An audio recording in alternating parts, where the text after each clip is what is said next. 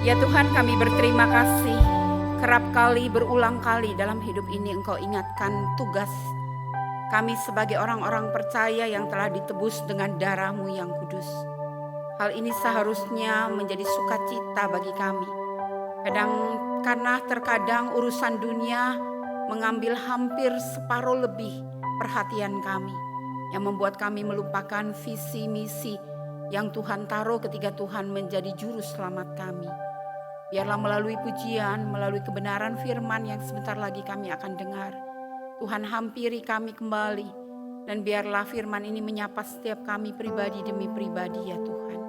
Kami bersyukur Tuhan, karena Engkau hadir di tengah-tengah kami dan Engkau akan menyatakan kuasa-Mu di tengah-tengah keterbatasan hamba-Mu ini ya Tuhan. Dan berkatilah kami umat-Mu yang telah hadir di ruangan ini dan di dalam ruangan online, agar setiap hati pikiran kami hanya terarah kepada Tuhan.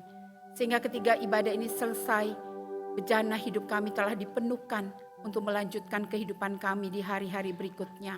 Di tengah-tengah godaan dunia, di tengah-tengah keinginan nafsu pribadi, di tengah-tengah kehendak diri sendiri. Biarlah firman ini menguatkan kami, menolong kami untuk terus jadi seturut dengan maksud dan kehendak Tuhan. Terima kasih, berkati waktu ini. Dalam nama Tuhan Yesus kami sudah berdoa. Amin. Selamat pagi Bapak Ibu dan Saudara yang dikasihi Tuhan. Apa kabarnya? Baik ya. Bapak Ibu dan Saudara yang dikasihi Tuhan, kita tahu bersama ketika kita merayakan kenaikan Tuhan Yesus, maka kisah para rasul ini menjadi kebenaran firman yang selalu terdengar. Bahkan ketika hari Kamis kemarin kita mengadakan persekutuan Padang di Bedugul dengan kurang lebih terdaftar 800 orang gitu ya. Kita bersyukur ya kalau Tuhan telah memimpin dari awal sampai akhir. Namun di tengah-tengah kita di Taman Bedugul yang begitu besar ada 3 gereja yang lain selain kita. Jadi ada 4 gereja. Lalu saya mendengar sebuah kebenaran firman yang dibacakan. Lalu saya bilang kepada Victor, firman Tuhannya sama. Diambil dari Kisah Rasul gitu ya. Nah saudara, kita juga akan bersama membaca bagian firman ini. Dan mari buka hati kita sehingga ketika Allah berbicara dengan caranya, masing-masing kita membawa pulang berkat itu. Pertama kita akan melihat Kisah Rasul pasal 1 hingga ayat pasalnya yang ke-9 ya, kita atau 8 ya. 11. Waduh, salah terus nih. Kisah Rasul pasal 1 ayat 6 hingga ayat yang ke-11. Nanti pada waktu ayat yang ke-8 kita akan membaca bersama-sama. Yang lain saya akan bacakan sendiri ya. Maka bertanyalah mereka yang berkumpul di situ, Tuhan, maukah Engkau pada masa ini memulihkan kerajaan bagi Israel? Jawabnya, Engkau tidak perlu mengetahui masa dan waktu yang ditetapkan Bapa sendiri menurut kuasanya. Tetapi kamu akan menerima bersama-sama 2, 3. Tetapi kamu akan menerima kuasa kalau Roh Kudus turun ke atas kamu. Dan kamu akan menjadi saksiku di Yerusalem, di seluruh Yudea dan Samaria dan sampai ke ujung bumi. Sesudah ia mengatakan demikian, terangkatlah ia disaksikan oleh mereka dan awan menutupinya dari pandangan mereka. Ketika mereka sedang menatap ke langit waktu ia naik itu, tiba-tiba berdirilah 2 orang yang berpakaian putih dekat mereka. Dan berkata kepada mereka, hai orang-orang Galilea, mengapakah kamu berdiri melihat ke langit? Yesus ini yang terangkat ke surga meninggalkan kamu. Dan akan datang kembali dengan cara yang sama seperti kamu melihat dia naik ke surga. Bagian kedua dari kebenaran firman terambil dari Kisah Para Rasul pasal yang kedua ayat 41 hingga ayat yang ke-47. Nanti pada waktu ayatnya yang ke-44 dan 45 kita akan baca bersama, 44 dan 45 ya. Orang-orang yang menerima perkataannya itu memberi diri dibaptis dan pada hari itu jumlah mereka bertambah kira-kira 3.000 jiwa. Mereka bertekun dalam pengajaran rasul-rasul dan dalam persekutuan. Dan mereka selalu berkumpul untuk memecahkan roti dan berdoa. Maka ketakutanlah mereka sedang rasul-rasul itu mengadakan banyak mujizat dan tanda. Mari bersama, dan semua orang yang telah menjadi percaya tetap bersatu dan segala kepunyaan mereka adalah kepunyaan bersama. Dan selalu ada dari mereka yang menjual harta miliknya lalu membagi-bagikannya kepada semua orang sesuai dengan keperluan masing-masing. Dan dengan bertekun dan dengan sehati mereka berkumpul tiap-tiap hari dalam bait Allah. Mereka memecahkan roti di rumah masing-masing secara bergilir dan makan bersama-sama dengan gembira dan dengan tulus hati sambil memuji Allah. Dan mereka disukai semua orang dan tiap-tiap hari Tuhan menambahkan jumlah mereka dengan orang yang diselamatkan. Saudara yang dikasihi Tuhan, kalau isu yang beredar melalui media sosial, maka Bali di tahun 2025 dan 2026 menjadi trending topik Indonesia wisata. Karena dianggap Bali telah mengalami perubahan. Kalau dulu ke Bali itu aman, damai gitu ya. Seolah-olah tidak ada kejahatan. Bahkan orang Bali sendiri mungkin diantaranya ada saya dan saudara. Kita berani parkir mobil di depan. Kalau motor rada-rada gak berani gitu ya. Jadi kalau di halaman itu malam itu kelihatan banyak mobil-mobil terparkir. Khususnya mereka yang tidak punya tempat parkir begitu ya. Seolah-olah Bali ini benar-benar aman. Namun beberapa tahun terakhir ini khususnya 2025 menjelang 2026. Kalau saudara membuka TikTok, short YouTube atau kemudian media-media sosial yang lain. Maka diketemukan bahwa Bali tidak lagi aman. Bahkan diberikan satu berita yang cukup membuat gentar orang datang ke Bali. Ya, Bali sepi karena wisatawan diperlakukan tidak dengan baik lagi. Terjadi perubahan saudara. Satu kota yang tadinya diminati oleh begitu banyak orang, bahkan berskala internasional, tiba-tiba menjadi redup karena kejahatan-kejahatan yang kemudian dinaikkan di media sosial. Saudara, perubahan dari kota yang baik, kota yang damai menjadi kota yang ada tanda kutip kejahatan di dalamnya atau yang tidak lagi aman, itu menjadi satu trauma tersendiri bagi orang-orang tertentu.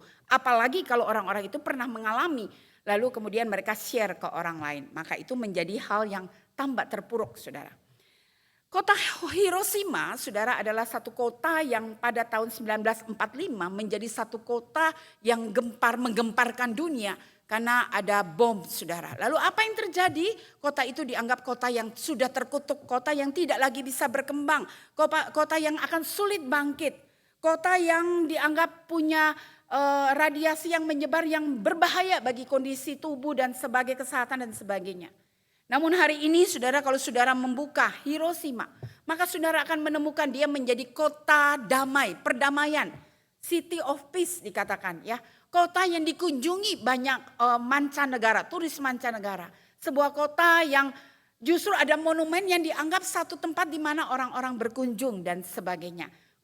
Satu kota yang infrastrukturnya dibangun dengan baik sekali. Singapura pada tahun 1960 dikenal sebagai negara yang tidak baik-baik saja, tidak seperti hari ini. Satu negara yang angka kemiskinannya cukup tinggi. Satu negara yang kriminalitas, itu udah salah lagi ngomongnya. Kriminalnya itu banyak gitu ya. Ini orang Ambon lidahnya rada-rada keseleo gitu ya. Kriminal yang banyak, yang membuat orang tidak tertarik untuk ke sana atau apalagi invest, apalagi nabung, apalagi deposit. Tapi hari ini saudara, Singapura itu menjadi kota negara yang dilihat oleh dunia berskala nasional, internasional. Bahkan orang Indonesia ya banyak orang yang lebih berani berinvestasi di sana, lebih berani untuk ya membawa sebagian apa yang ia punya di sana dan lain sebagainya saudara. Artinya sebuah kota itu ada perubahan demi perubahan. Tapi itu hanya satu fenomena yang diangkat buat kita hari ini. Hari ini saya mau mengajak kita melihat kota yang dari tadi sudah disampaikan oleh penginjil Antoni, Yerusalem. Yerusalem itu kota, ibu kota saudara. Kota yang megah, kalau saudara ke sana saudara akan melihat bedanya Yerusalem sama Bethlehem. Bethlehem itu kota yang kecil, kota yang enak, dingin. Yerusalem itu jalan-jalannya, highway-nya besar-besar, lebar-lebar gitu ya. Apalagi kalau ada apa namanya hari pondok kasih, pondok kasih. Pondok Daun, ini lihat Antoni lagi ingat Pondok Kasih nih ya. Pondok Daun ya, Hari Pondok Daun. Waktu itu kami yang pergi ke sana pas ada Hari Pondok Daun. Itu orang-orang Yahudi dari mancanegara, dari Amerika, dari UK, dari mana-mana mereka datang. Penampilannya kurang lebih sama, jenggotnya panjang, bertopi, tapi topinya itu beda-beda begitu ya. Mereka datang di Yerusalem menjadi pusat penyembahan. Kota Yerusalem sendiri menjadi sebuah kebanggaan bagi orang-orang di sekelilingnya sampai hari ini. Karena di Yerusalem tempat orang datang menyembah, ada bait Allah. Ya, yang mereka anggap satu kota yang luar biasa. Tapi saya dan saudara tentunya menyimak cerita tentang bagaimana murid-murid Yesus ketika Yesus disalib. Ketika penyalipan itu terjadi, kota Yerusalem bagi mereka menjadi kota yang tidak lagi aman. Menjadi kota yang cukup mencekam bagi mereka.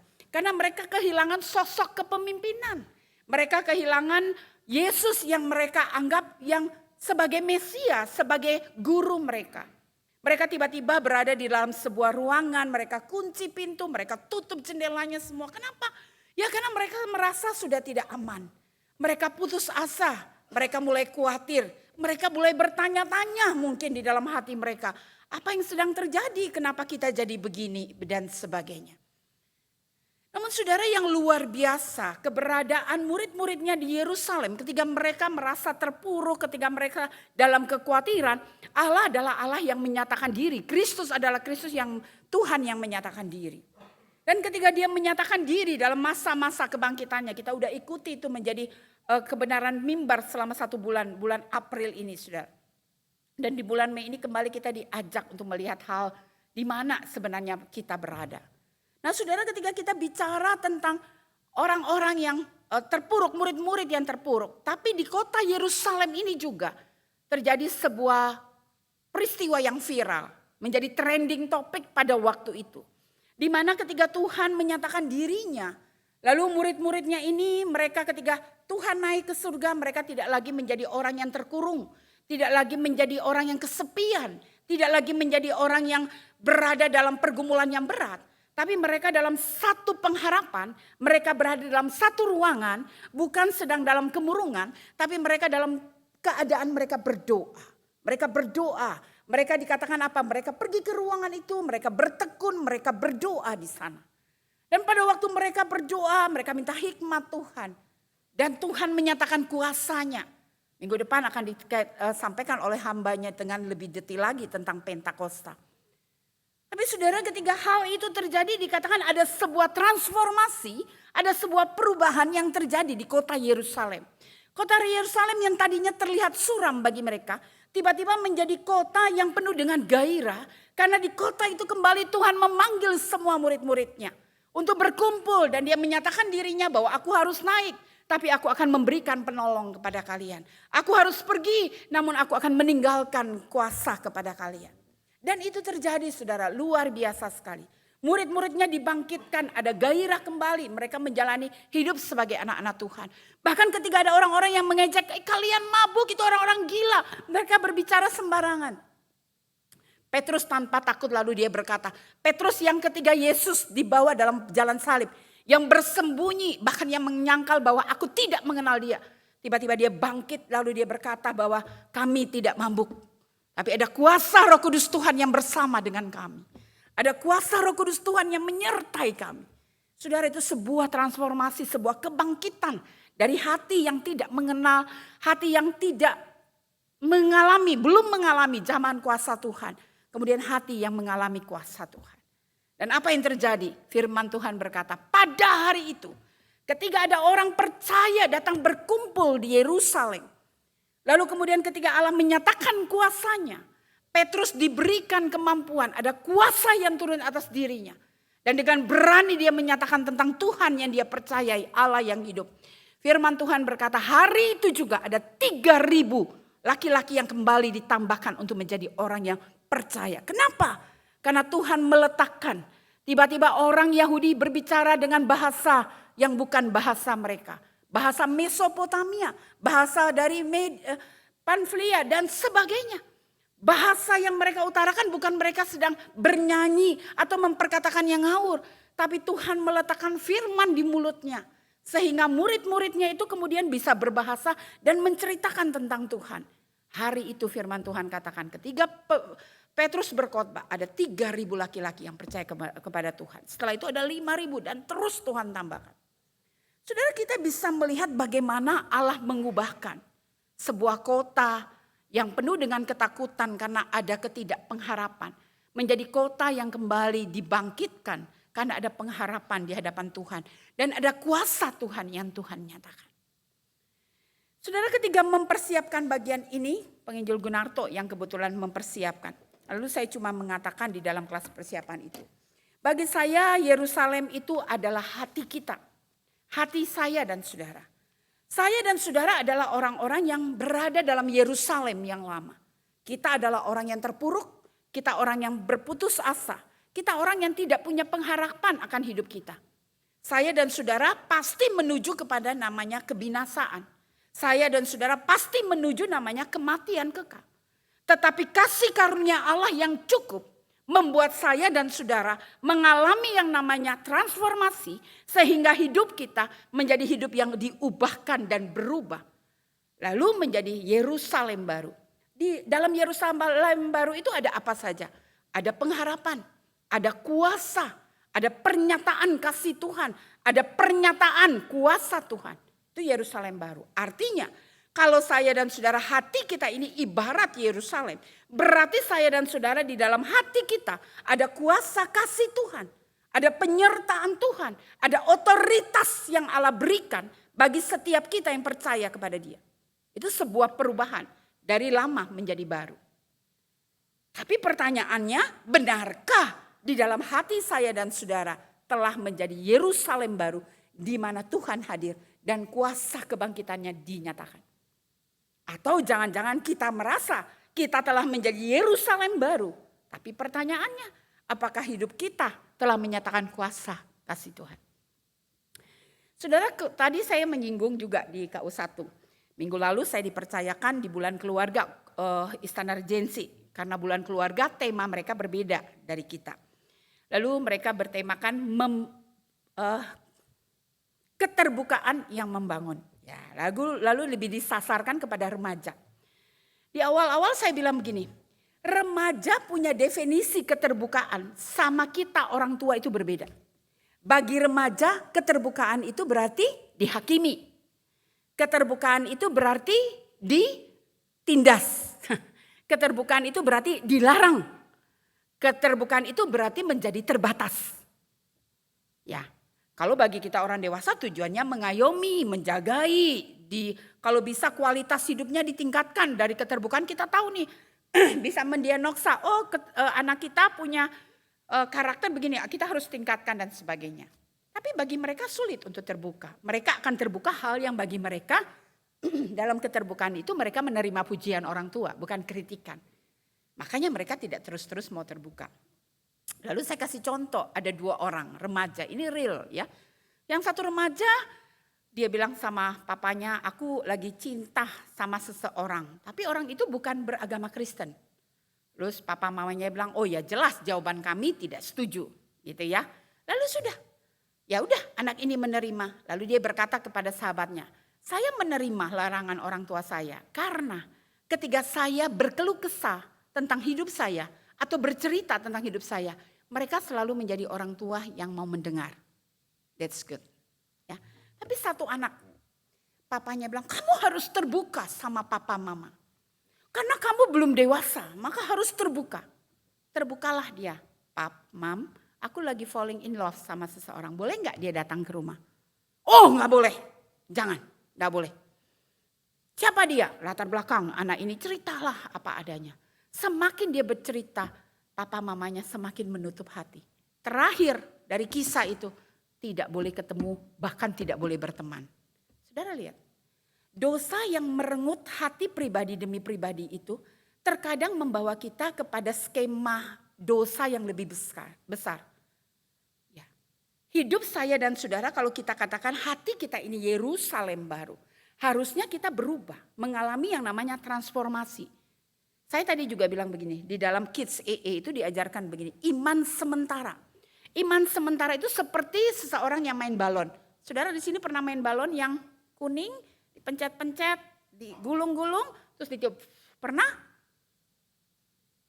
Enggak ada ya, cuma saya sendiri ya. Jangan-jangan cuma toko di Ambon yang kecil itu yang jual, saya aja tok yang beli. Pernah ya? Kalau lihat sekarang itu kayak memori masa kecil kita, ingat lagi kita gitu ya. Kadang-kadang lihat gitu pura-pura bilang, ade mau dibantu tante tiup. Padahal pengen main sebenarnya, itu kan gak lucu. Gede begini main begitu, tante tiupin. Wah gitu ya. Tapi kan balon itu bisa besar, kita bisa bikin jadi kepala kelinci ditempelin, yang kecil-kecil jadi telinganya gitu ya. Kita bikin kok lucu itu. Tapi apakah forever? Pasti hanya bersifat sementara. Selesai itu ya sudah, selesai dimainkan, bahkan lagi ditiup bisa tiba-tiba pecah. Selesai gitu ya. Itu iman sementara itu seperti begitu saudara. Artinya ketika kita menaruh, kita pikir kita ini Yerusalem lama dan telah menjadi Yerusalem baru. Tetapi di dalam ranah hidup kita ketika ada permasalahan kita baru datang kepada Tuhan. Ketika ada pergumulan kita baru cari Tuhan. Ketika ada permasalahan kita baru minta tolong Tuhan. Itu iman sementara. Iman begini bukan iman yang transformasi. Iman yang tidak menyelamatkan kita. Karena iman yang menyelamatkan adalah percaya kepada Yesus saja. Kata saja itu menunjukkan all, whole ya, seluruh hidup manusia. Berarti dalam segala keadaan engkau harus percaya kepada Kristus. Dalam segala situasi engkau harus percaya kepada Kristus. Bukankah kalau orang mengalami penderitaan maka dia berpikir ada something yang salah dengan Tuhan. Tapi sesungguhnya ketika penderitaan diberikan, justru Tuhan mau menyatakan kepada kita dia Allah yang berkuasa. Allah yang menyatakan diri siap menolong kita, Allah yang menyertai dan dia selalu ada bersama dengan kita. Nah saudara di dalam yang dikasihi Tuhan, kalau kita membangun hidup kita sebagai Yerusalem yang baru tapi yang bersifat sementara saja, itu bahaya sekali. Karena tidak akan membawa kita kepada ranah yang disebut dengan apa? Keselamatan. Dan perubahan yang terjadi dalam diri kita pasti juga bersifat sementara, situasional, tergantung kondisi. Kalau kondisi begini kita baik, kondisi begitu ya kita bisa, Tuhan itu seolah-olah Tuhan yang tidak penting. Saudara, kesibukan saya dan saudara itu mengambil hampir lebih dari separuh tentang hidup yang kita jalani. Di dunia ini kita begitu sangat sibuk dengan urusan dunia. Begitu sangat sibuk dengan urusan karir. Begitu sangat sibuk dengan memperkaya kehidupan ini. Tidak ada yang salah dengan hal itu. Tapi kalau kita tidak melihat hidup iman kita, hanya percaya kepada Yesus saja, maka kita akan terseret dalam arus dunia. Yesus itu hanya menjadi Yesus yang kita butuhkan, yang bersifat temporal. Berarti Yerusalem itu menjadi Yerusalem yang kelihatan hebat, rame pada waktu acara pondok daun aja. Bukan pondok kasih, tadi salah ya. Pondok daun. Jadi pondok daun itu setahun sekali. Di mana orang-orang dari seluruh para Yahudi, dari seluruh negeri akan kembali ke Yerusalem. Lalu kalau ke saudara tur dia waktu begitu, tidak akan pernah bisa masuk ke namanya tembok ratapan. Kami waktu itu gak bisa masuk. Karena apa? Gak bisa dipenuhi oleh mereka. Begitu ya. Itu temporal sekali. Masa saya dan saudara akan datang bersungguh-sungguh menghadap Tuhan, menyembah Tuhan, merasakan hadirat Tuhan pada waktu kita lagi ada dalam pergumulan aja. Itu saya gak bisa katakan bahwa kita adalah Yerusalem baru. Nah makanya saudara, kalau kita mengkaitkan dengan hidup kita, seharusnya kita bisa melihat hidup kita itu utuh di hadapan Tuhan. Ketika Tuhan menyelamatkan hidup kita, Tuhan menyelamatkan utuh, tidak parsial. Tidak separuh, tidak sepertiga, tidak 3/4. Seluruh hidup kita ditebus oleh darahnya yang kudus. Setiap kita yang percaya kepada dia diberi kuasa, otoritas. Untuk apa? Untuk menyatakan tentang dia kepada banyak orang melalui hidup kita. Itulah sebabnya dia menaruh perkataan itu dengan bahasa yang berbeda pada waktu itu di mulut murid-muridnya. Sehingga mereka tiba-tiba bisa berbahasa Media, Mesopotamia dan berbahasa Pamfilia dan lain sebagainya. Orang-orang di sekeliling mereka tiba-tiba takjub. Bukankah mereka orang Yahudi? Kenapa mereka bisa berbahasa kami? Bukankah mereka orang ini kenapa bisa berbahasa kami? Tapi justru dengan cara itu Injil itu disebarkan pada saat itu juga. Kuasa Allah dinyatakan pada saat itu juga. Luar biasa saudara. Saya dan saudara tidak kemudian tiba-tiba menjadi orang-orang yang bisa mentranslate menjadi orang-orang yang bisa berbahasa macam-macam. Tuhan hanya menaruh satu bahasa dalam hati saya dan saudara. Bahasa apa? Bahasa kasih. Bahasa kasih. Mereka diberikan berbagai bahasa, tapi dasar daripada bahasa yang Tuhan kasih adalah bahasa kasih. Sehingga kalau kita perhatikan bacaan berikutnya, saya takut nanti kalau saya ngomong ini yang hamba Tuhan minggu depan udah bingung dia mau khotbah apa gitu ya. Jadi bahasa kasih itu membuat mereka menjadi orang-orang yang memberi. Dikatakan firman Tuhan bilang apa? Dari Kisah Rasul 2 kita baca tadi. Mereka menjual segala miliknya. Mereka membagi. Tidak lagi ini punyaku, tidak lagi itu punyamu. Ini punya bersama, mari kita jadi berkat. Wow, sampai kayak begitu. Ya, dan selalu dari mereka yang menjual harta miliknya lalu membagi-bagikan kepada semua orang. Wah, ini hal yang baik. Saudara, bulan ini adalah bulan diakonia. Diakonia itu biasa dari mimbar terdengarlah berita. Mari memberi, mari berbagi. Ya mungkin tidak banyak di antara kita yang menyimak diakonia itu ngapain aja. Yang pasti diakonia itu dia melakukan pekerjaannya dalam suka dan duka. Lalu donor darah gitu ya. Yang pasti diakonia bergerak. Gereja kita itu bukan gereja yang pasif, tapi gereja yang dinamis, yang bergerak. Tapi itu kan program.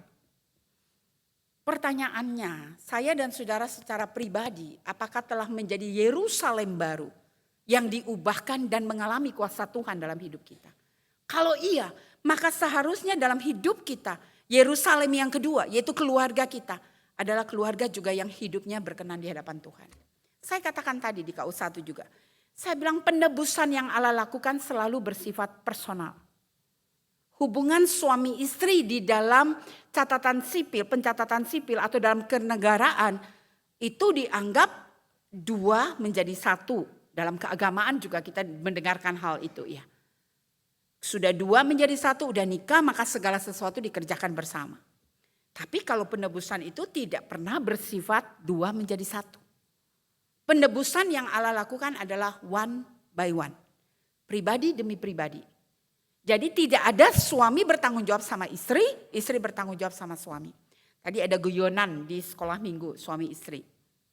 Si suami bilang begini, cerita mah istriku aja katanya begitu ya. Lalu guru-guru lain komentar, ya nih kalau tugas terus suruh istrinya. Saya bilang hati-hati loh ya. Kenapa bu? Ntar di surga Tuhan bilang istrimu masuk kamu di luar aja. Terus dia bilang, loh kok gitu bu, ibu ini loh ngancam-ngancam tak bikin takut. Iya. Oh kamu setiap pelayanan suruh istrimu, nanti Tuhan bilang ya udah kamu di luar aja. Nanti Tuhan kamu bilang, loh Tuhan kenapa saya di luar? Kamu nggak pernah mau melayani aku, suruh istrimu aja. Lah kan suami istri bu, enak aja, gitu ya. Ada. Makanya tadi saya juga sampaikan di KU1, anak-anak pemuda, anak-anak remaja. Engkau jangan berpikir karena orang tuamu hidup saleh, takut akan Tuhan, punya hidup doa yang luar biasa yang memberkati hidupmu. Orang tua berdoa anak-anak diberkati saudara. Itu firman Tuhan yang bilang. Tapi jangan salah, kalau engkau sendiri tidak memiliki Kristus, tidak menjadi Yerusalem baru, maka hidupmu juga tidak akan menjadi sia-sia seperti balon yang ditiup. Pada waktu engkau mati, engkau akan tahu penghukuman seperti apa yang terjadi. Jadi ketika kita bicara secara personal, kita harus menjadi Yerusalem baru. Maka kita harus ingat orang tua kita diberikan amanat oleh Tuhan untuk mentransfer nilai kebenaran firman kepada mereka. Supaya secara pribadi demi pribadi dalam anggota keluarga ini menjadi percaya dan hidup takut akan Tuhan. Hidup menurut firman Tuhan. Tidak menurut apa kata dia yang benar. Tidak menurut kata nenek moyang. Gak ada cerita itu. Tapi apa kata firman Tuhan? Kalau setiap pribadi menjadi Yerusalem yang baru. Maka keluarga itu menjadi Yerusalem kecil. Yang nantinya menjadi berkat dalam kehidupan bergereja. Kalau gereja ini telah menjadi Yerusalem yang baru, maka gereja ini juga menjadi berkat bagi kota di mana dia ada. Kota ini kalau menjadi demikian, gereja-gereja Tuhan di dalam kuat, maka menjadi berkat bagi negara. Jadi hidup bersama dengan Tuhan, merasakan kuasa kasih Tuhan, bersifat apa? Multi saudara, Tuhan tambahkan, Tuhan tambahkan, Tuhan tambahkan. Ada seseorang yang sharing kepada kami. Dia sekarang mendapat kedudukan yang sangat bagus di dalam usahanya. Tapi itu setelah melewati 25 tahun usia kerjanya. Saya bilang kan dari awal sampai sini ada proses. Kenapa? Ya ini karena kamu setia dalam hal kecil. Kamu benar-benar hidup dengan Tuhan. Kamu takut akan Tuhan. Kamu kerjakan menjadi seorang yang baik. Jadi CEO, menjadi seorang begini dan sebagainya. Dan sekarang dipercayakan luar biasa. Kenapa bisa demikian? Sebab itu karena Tuhan. Karena Tuhan melihat, Tuhan gak bisa dikelabui saudara. Kan banyak orang mengelabui atasannya, betul? Kelihatan baik, kalau di depan, ya Pak siap, ya. Di belakang dia tidur, dia suruh anak buahnya kerja sana, kerja sini. Kamu kenapa begitu, kok nggak gitu? Ya, giliran atasan-atasan, dia yang kelihatan kerja. Kan ilustrasi itu banyak kelihatan di film, di iklan-iklan dan sebagainya. Orang itu cuma mendapat pujian hari itu saja. Tapi setelah itu apa? Hidupnya tidak menjadi berkat, seperti maaf, sampah. Sampah, tidak ada apa-apanya. Tapi kalau orang yang telah diubahkan Tuhan secara pribadi menjadi Yerusalem baru, maka hidupnya itu berdampak. Jadi saudara, kalau ada pertanyaan Yerusalem, ada apa di dalamnya? Pertanyaan saya buat saudara dan saya hari ini. Kalau saya dan saudara adalah Yerusalem, ada apa di dalam hati kita? Apakah Kristus yang bertata? Atau tidak? Atau yang lain? Jangan-jangan kita pintar menyebut nama Tuhan. Kita bernyanyi haleluya, puji Tuhan. Tapi hati kita sebenarnya tidak ada Kristus yang bertata. Kalau benar Yerusalem baru adalah hati kita dan Kristus bertata, pertanyaannya, maka seharusnya sudah ada apa? Berdampak hidup kita, menjadi berkat bagi orang lain. Kita paling tidak menjadi orang yang berdoa bagi orang lain.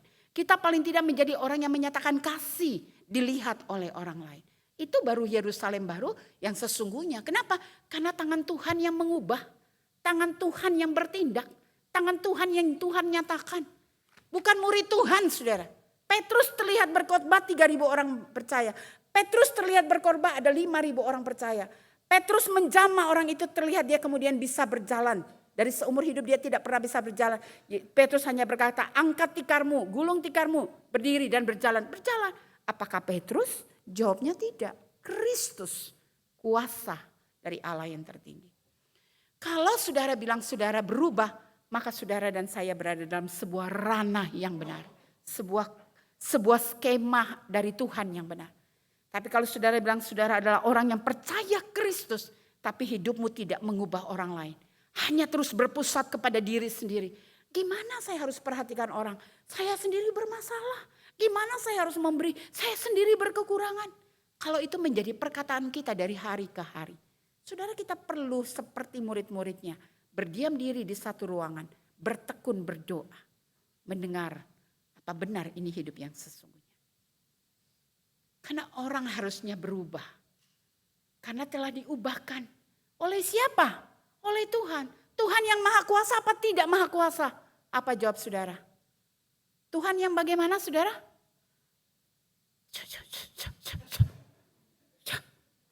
Hari ini ada sioba enak di sana, habis ini makan. Loh, bicaranya keras. Apa Bu Heni? Apa sioba? Jalan apa? Saya tak cari di Google Map. Cuapet sekali gitu ya. Tuhan yang apa saudara? Tuhan yang apa saudara? Tuhan yang berkuasa.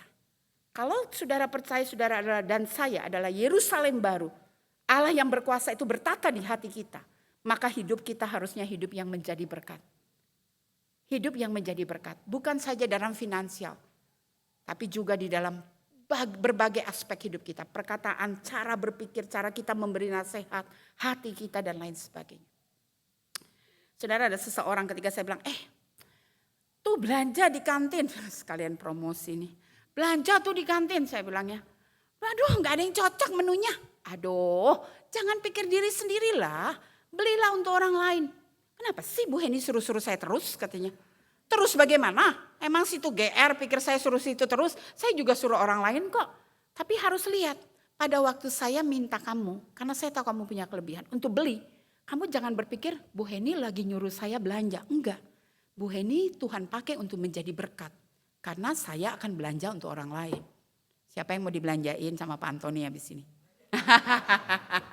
Langsung gini dia. Menjadi berkat. Ya.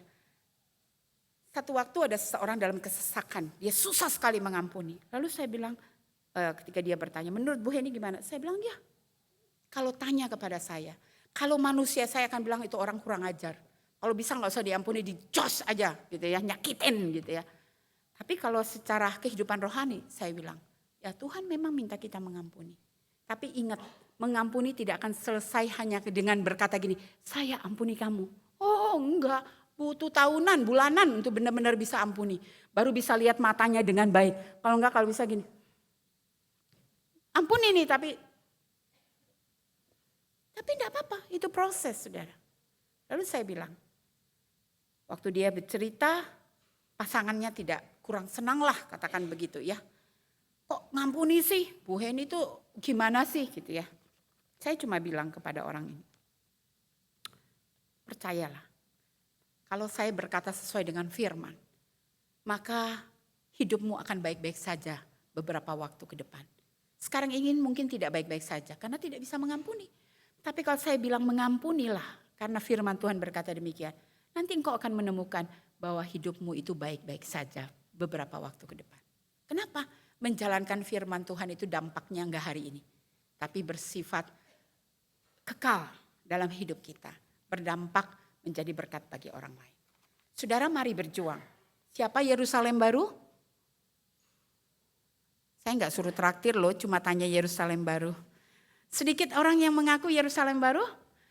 Nah, ini bedanya kita sama gereja tetangga. Gereja tetangga itu saya belum ngomong dia udah wah gitu ya. Haleluya, amin, amin. Yang khotbah jadi bingung sendiri. Habis ini dia mau khotbah apa ya saking serunya respon jemaat. Kalau jemaat Sion adem, ayem gitu ya.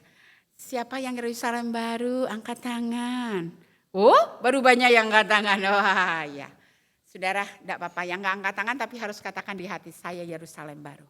Artinya Yesus Kristus yang berkuasa, yang bertata di hati saya. Maka saya bisa menerobos setiap tantangan, setiap masalah, setiap rasa malu saya, setiap keterpurukan saya bisa terobos. Karena dia berkuasa dan dia bertata. Mari kita berdoa.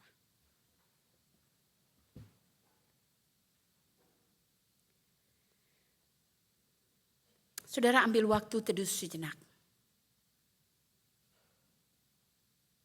Biarlah Tuhan Yesus yang mengasihi saudara, yang telah mati di kayu salib bagi saudara. Tuhan juga mengambil alih hidup saudara. Sehingga pikiran saudara, perkataan saudara, niat saudara, emosi saudara, kehendak saudara. Saudara boleh taruh di hati Tuhan dan izinkanlah Tuhan menolong saudara. Berubah menjadi Yerusalem baru. Hidup menjadi berkat, menyatakan Injil kasih Tuhan, menyatakan kasih Tuhan. Bapa yang baik, inilah kami. Berkati dan perbaharuilah hati dan iman kami. Jadikan kami menjadi umat penebus yang telah merasakan penebusan itu untuk hidup menjadi berkat bagi banyak orang. Kami lemah, terbatas, dan terkadang malu. Kami bersembunyi seperti Petrus yang menyangkali Engkau. Tapi kami yang telah mengalami pembaharuan budi, kasih dan anugerah Tuhan, keselamatan kuasa daripada Tuhan, kami mau menerobos menjadi orang-orang yang ditebus, menjadi orang-orang yang berlaku sebagaimana seharusnya anak-anak Tuhan. Menyatakan Tuhan, menyatakan kasih Tuhan, menyatakan kemuliaan Tuhan melalui hidup berbagi Injil Tuhan, berbagi segala sesuatu yang Tuhan izinkan kami miliki menjadi berkat bagi sesama kami. Terima kasih. Ini doa kami. Dalam nama Tuhan Yesus kami sudah berdoa. Amin.